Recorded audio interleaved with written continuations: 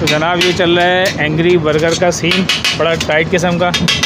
और ये अंडे वाला बर्गर का सीन चल रहा है जी। केचप डाल दिया जी, ऊपर से मसाला डाल रहे हैं भाई साहब। ये कौन सा चाट मसाला है? चाट मसाला भी डालते हैं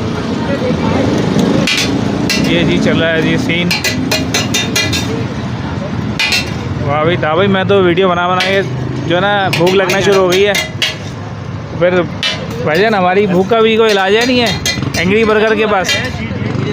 बिल्कुल है। तो भाई निकालें फिर, इससे पहले कि हम गड़न तख्ता हो जाएं, गिर जाएं भूख से, आप हमारा इलाज कर दीजिए।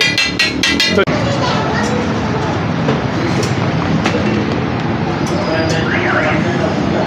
ये जनाब बर्गर आ गया